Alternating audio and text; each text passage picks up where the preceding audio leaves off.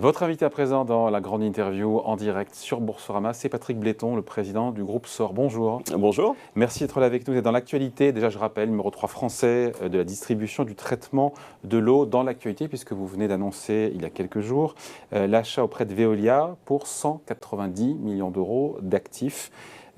Finalement, cette OPA hostile qui nous a tenu en haleine pendant très longtemps, pendant plusieurs mois, peut-être vous aussi, de Veolia sur Suez, ça vous permet de faire des emplettes à bon compte ou pas? À bon compte, de faire des emplettes, je dirais surtout de travailler sur.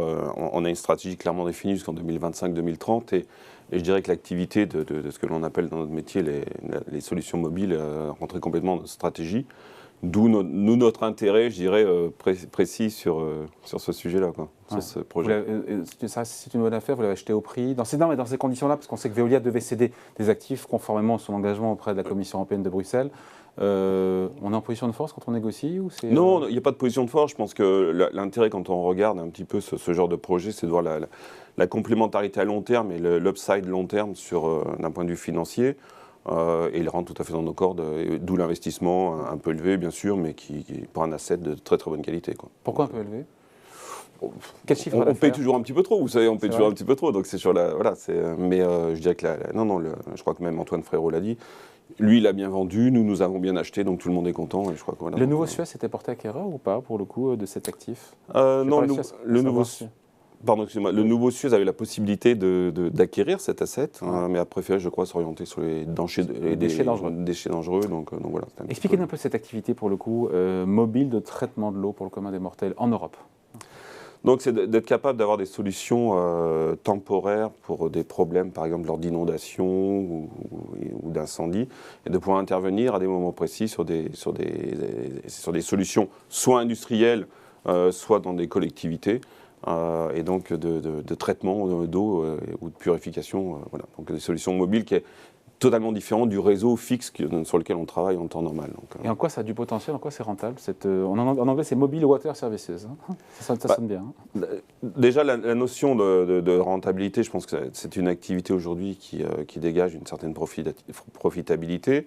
La complémentarité avec notre réseau existant est réelle, puisque lorsque nous avons fait l'acquisition de ce groupe hollandais en 2020, début 2020, Nahas Industries, donc clairement pour nous, on avait déjà cette solution présente au sein du portefeuille, et ça nous permet à la fois d'étendre notre présence géographique et puis d'amener un peu d'innovation aussi dans notre portefeuille. Vous pourriez acheter d'autres actifs à Veolia, ou ça reste ouvert, ou ça y est Je pense qu'il y a encore quelques actifs en cours qui sont en discussion avec la Commission européenne. Ouais.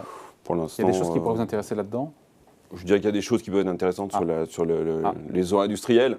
Oui, on va en parler. Il reste encore certaines choses, je pense, à clarifier dans le portefeuille dans le cadre du projet avec Suez. Mais je dirais qu'on a aujourd'hui... Mais vous êtes à l'affût, s'il y a une opportunité, notamment dans les eaux industrielles. On regardera. Bon, il faut parler du redressement de SOR. C'est intéressant parce que c'est notamment votre œuvre qui est bien engagée depuis votre arrivée à la tête du groupe en 2019.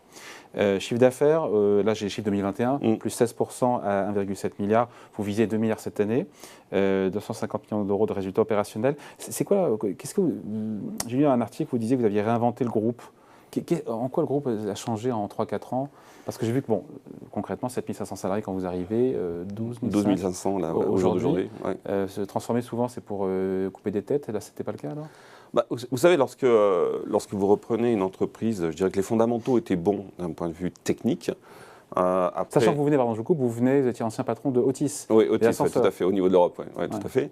Je fais tout mon parcours à l'international, et donc je viens d'une culture anglo-saxonne.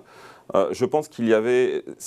L'entreprise sort d'une très bonne entreprise, avec de très forts fondamentaux, en termes de gestion et d'orientation stratégique, un peu trop centrée peut-être sur un marché français, d'où cette diversification. Aujourd'hui, on fait plus de 30% du résultat à l'étranger. Ouais. Donc on a créé en fin de compte... C'était 10% je crois quand vous êtes arrivé. Oui, un petit peu moins même. Ouais. Mais je dirais qu'on a une entreprise française, nous avons construit un groupe français, présent à l'international, reconnu de par, je dirais, ses qualités d'innovation.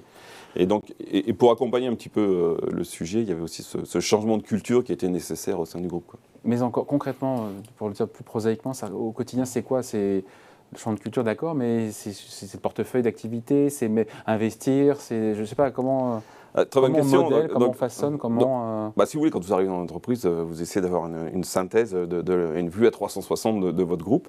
Et la première, je dirais, analyse que j'ai pu faire à l'époque avec l'équipe, c'est de se dire on est un peu trop franco-français. On doit diversifier, d'où cet investissement dans l'eau industrielle, très tôt, dès début 2020, où nous sommes passés de 20 à bientôt 400 millions de chiffre d'affaires sur l'eau industrielle à fin 2022. Donc un quart. Un quart. Et puis une deuxième diversification qui était étendre notre présence géographique à l'international. 40% des profits avec l'étranger. Avec l'acquisition notamment d'une travel company au Portugal, donc Aquaport, qui nous permet aussi d'être numéro 3 sur la péninsule ibérique aujourd'hui. Est-ce qu'il faut bosser sur la rentabilité? Parce que je disais 1,7 milliard de chiffre d'affaires, 16 millions d'euros de profit sur 2021. Il faut améliorer la rentabilité ou c'est la contrepartie d'investissement et d'acquisition En gros, excellente question. Vous avez 3 axes. Vous avez l'axe, bien sûr, la gestion des coûts est toujours une priorité dans nos entreprises. On doit faire face à ça et on a travaillé sur nos coûts.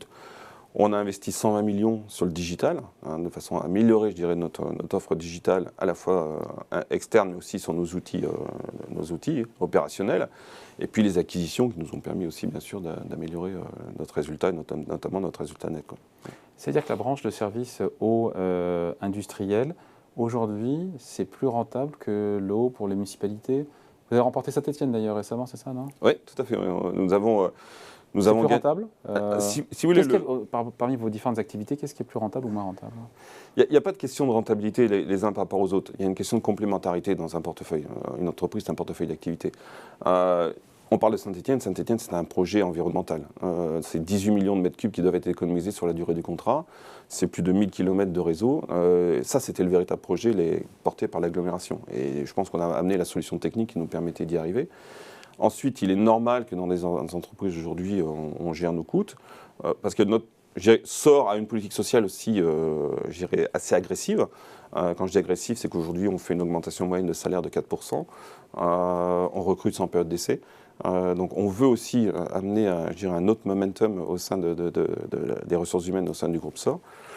Et puis un développement aussi où notre présence territoriale, notre maillage fait qu'on est beaucoup plus présent que par le passé. Donc, qui amène aussi une nouvelle image de l'entreprise, d'où aussi un nouveau logo et tout ce qui a été lancé récemment. Et 2 milliards d'euros de chiffre d'affaires pour cette année, c'est bien parti. Et ça donne quoi sur les prises de commandes depuis le début de l'année? Parce que 2021, ça paraît déjà loin vu tout ce qui s'est passé. Tout à fait, vous avez tout à fait raison. Je dirais qu'aujourd'hui, on gère au trimestre, on gère au mois. Et aujourd'hui, la prise de commande est très forte sur le début d'année. On fait un très bon premier trimestre début d'année. On va faire juste... Donc très bon début d'année tout en n'ayant très peu de visibilité.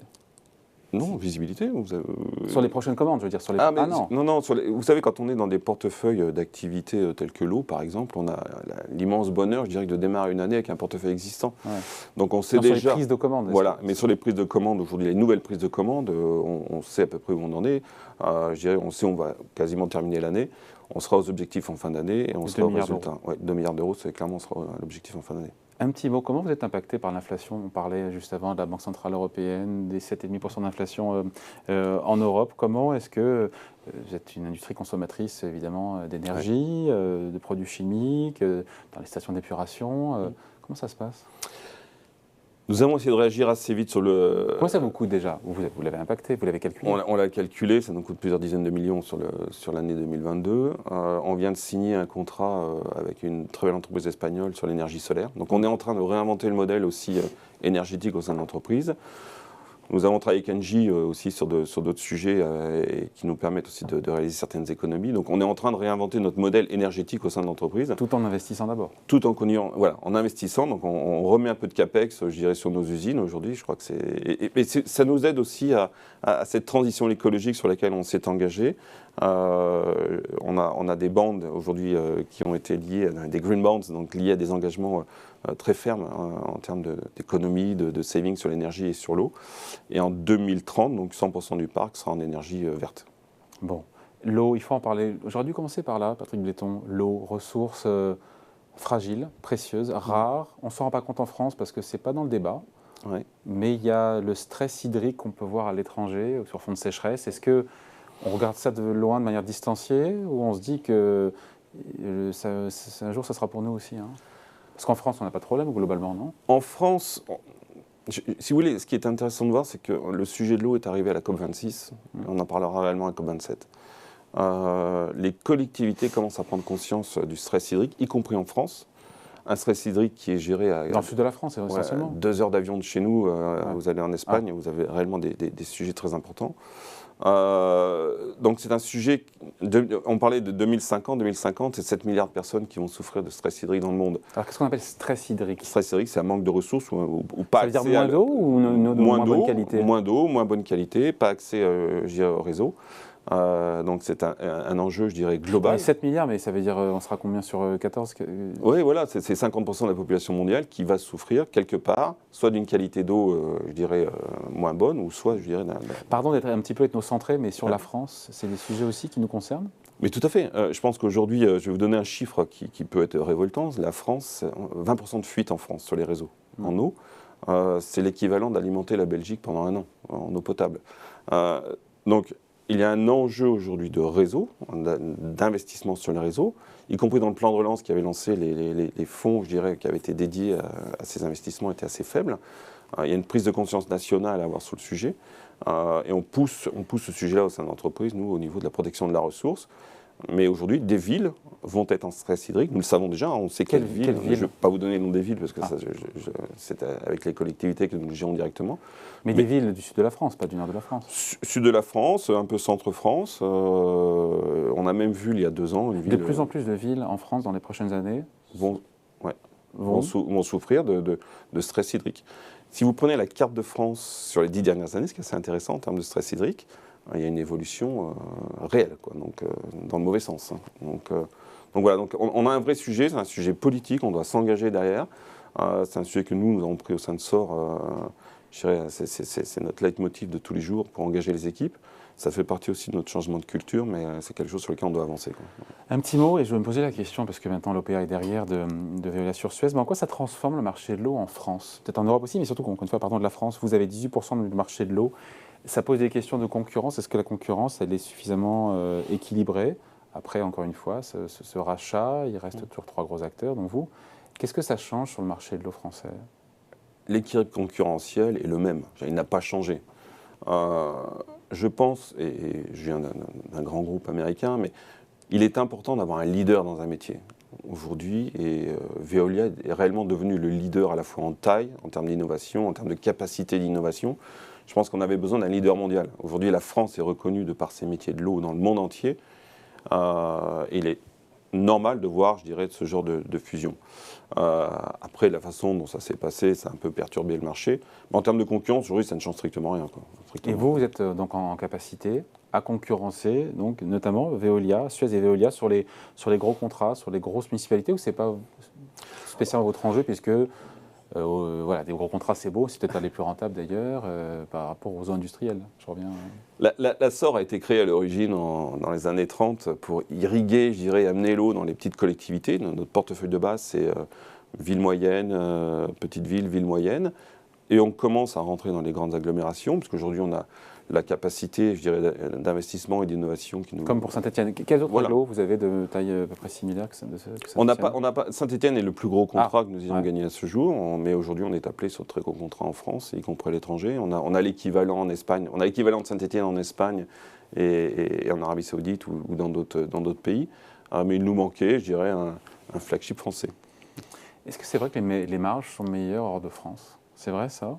L'international, d'ailleurs, encore une fois, on gagne plus sur les marchés étrangers. Vous savez, je pense que quand, dans un pays comme la France, où il y a un véritable savoir-faire, il est normal que le marché soit très concurrentiel. D'ailleurs, c'est plus sain aussi. Hein. Aujourd'hui, le rôle d'une entreprise comme nous, comme Veolia, comme Suez, c'est d'exporter notre savoir-faire. Et d'exporter un savoir-faire. La France est notre laboratoire, nous l'exportons et il est normal. C'est là-dessus qu'il a basé son OPA d'ailleurs, Antoine Frérot. Il a dit à multiples reprises quand il était à votre place sur ce plateau. Mais je pense que c'est clairement sa stratégie et c'est clairement la nôtre aujourd'hui aussi. L'international, c'est 33% du chiffre d'affaires fin 2021. Déjà fin 2022, vous serez à 50%. Non, mais c'est dire à marche forcée comment vous accélérez au détriment de la France, diront certains, mais bon, c'est sans abandonner vos racines. Ce n'est pas au détriment de la France, puisque la France, c'est notre laboratoire, c'est notre savoir-faire, c'est notre base. On a transformé une entreprise française en un groupe international, au même titre que les deux autres acteurs. Je pense que c'est sain, ça nous permet de réinvestir sur la France aujourd'hui. Et l'activité internationale est aussi un moteur de croissance qui était nécessaire dans une entreprise comme la nôtre, quoi. Alors, le groupe SOR est français, contrôlé par EQT, fonds d'investissement suédois, qui est rentré en 2018, à une valo de, je parle sur de contrôle, 1,5 milliard d'euros. Il se dit qu'aujourd'hui, vous seriez valorisé 3 milliards d'euros. Il y a des informations de presse qui sont sorties en disant que potentiellement vous pourriez en tout cas, EQT pourrait être amené à vous céder à l'industriel ou pourquoi pas une introduction en bourse. Quelle est la part de fantasme et quelle est la réalité? Je pense que ce qui est important dans un groupe aujourd'hui, ce n'est pas la cession, c'est la qualité de l'actionnaire. On a la chance avec EQT, qui est le plus Ils veulent rester? Ils veulent rester? Ils veulent rester, ils souhaitent rester. Et donc EQT est le plus gros fonds d'infrastructure en Europe aujourd'hui. Ils ont fait x2 en 4 ans, on peut comprendre qu'ils se posent la question. Oui, mais je pense que ça fait partie de la logique économique de chaque entreprise ou de chaque investisseur. Mais aujourd'hui, on a la chance d'avoir un investisseur qui met de l'argent sur le développement, mais sur l'innovation. Mais qui s'interroge ou pas alors? Qui s'interroge un peu, c'est normal. C'est normal, le marché est actif, le marché est très actif. Mais je reviens sur ce sujet-là, c'est la qualité de l'investisseur pour nous. Donc que ce soit EQT ou un investisseur équivalent, l'important c'est le projet d'entreprise, un projet sur du long terme, sur du 2030. Et je pense que SOR mérite aujourd'hui de très bons actionnaires. On est sur Boursorama. Oui, on a la chance aujourd'hui d'avoir un actionnaire exceptionnel et j'attends la même chose pour la suite, quoi. Bon, et une introduction en bourse? Toutes les cartes sont open? Pas à ce jour, non, clairement, pas à ce jour. Je pense que c'est un peu trop tôt pour le groupe, mais c'est quelque chose qui pourrait se regarder dans 3 à 5 ans. Ouais. Bon, d'ici là, on se sera revu peut-être. J'espère. Merci de passer nous voir, Patrick Betton, donc le président du groupe SOR, invité de la grande interview en direct sur Boursorama. Merci. Merci.